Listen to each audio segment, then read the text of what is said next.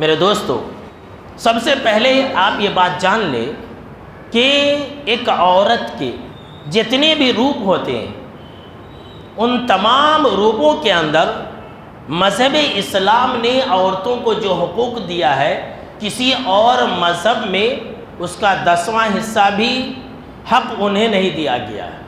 عورت کو جو مقام اور مرتبہ، جو عزت اللہ نے، اسلام نے عطا کی ہے، وہ مقام اور مرتبہ کسی اور دین اور کسی اور دھرم اور کسی اور مذہب کے اندر نہیں ہے۔ اب دیکھیے، عورت اگر بیوی کے شکل میں ہو تو اسلام نے اسے باعث سکون اور باعث رحمت قرار دیا اور اللہ کی نشانی قرار دیا۔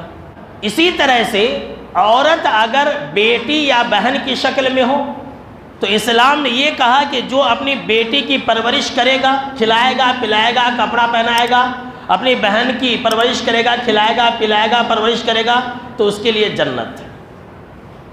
اسی طرح سے عورت اگر ماں کی شکل میں ہو تو اسلام نے یہ کہا کہ تم اس عورت کی خدمت کرو اور اف تک نہ کہو، تمہارے لیے جنت ہے، وہی تمہارے لیے جنت بھی ہے، وہی تمہارے لیے جہنم بھی ہے۔ دیکھیے، عورت کے جتنے بھی روپ ہیں ان تمام روپوں کے اندر اسلام کا یہ پیغام ہے۔ اور اگر عورت پرائی ہے، یہ تو اپنے کی بات ہو گئی، اور اگر عورت پرائی ہے تو اسلام نے اپنے ماننے والوں کو یہ حکم دیا کہ دیکھو، پرائی عورت پر نگاہ نہ ڈالنا ورنہ تم گنہگار ہو جاؤ گے، ورنہ تم جو ہے مجرم قرار دیے جاؤ گے۔ تو دیکھیے، عورت کے جتنے بھی روپ ہیں ان تمام روپوں کے بارے میں اسلام نے کتنی اعلیٰ اور پاکیزہ تعلیمات ہمیں دی ہے۔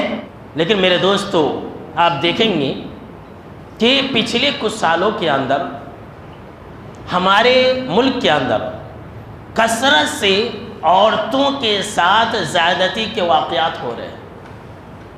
سب سے زیادہ مرڈر اور قتل اور ریپ ہمارے ہندوستان کے اندر ہو رہا ہے۔ ہمارے ہندوستان کے اندر عورتوں کو ہر طرح سے جنسی تشدد کا شکار بنایا جا رہا ہے۔ جس دن بھی آپ نیوز چینل کھولیں گے، اخبار پڑھیں گے، پہلے پیج پر آپ کو کسی نہ کسی گاؤں، کسی نہ کسی شہر کے بارے میں ایک خبر ضرور ملے گی کہ فلاں شہر کے اندر، فلاں گاؤں کے اندر، فلاں سٹی کے اندر کسی عورت کا ریپ ہوا، مرڈر ہوا، قتل ہوا۔ جبکہ ہمارے ہندوستان کے اندر عورتوں کو دیوی کہا جاتا ہے، کہتے ہیں کہ عورت دیوی ہے، عورت لکشمی ہے، ایسا کہتے ہیں۔ لیکن ہمارے ملک کے اندر ہی زیادہ ہو رہا ہے۔ اور تو اور ہے، آپ کو یہ جان کر کے بڑی حیرانی ہوگی، یہ جو ہمارا ملک ہے ریپ کے معاملے میں پوری دنیا میں تیسرے نمبر پر ہے۔ پہلے نمبر پر امریکہ ہے، دوسرے نمبر پر ساؤتھ افریقہ ہے، اور تیسرے نمبر پر ہمارا انڈیا ہے۔ جبکہ انڈیا کو، ہمارے ملک کو یہ کہا گیا تھا کہ یہ سونے کا چڑیا ہے، اور علامہ اقبال نے تو کہا تھا کہ سارے جہاں سے اچھا ہندوستان ہمارا۔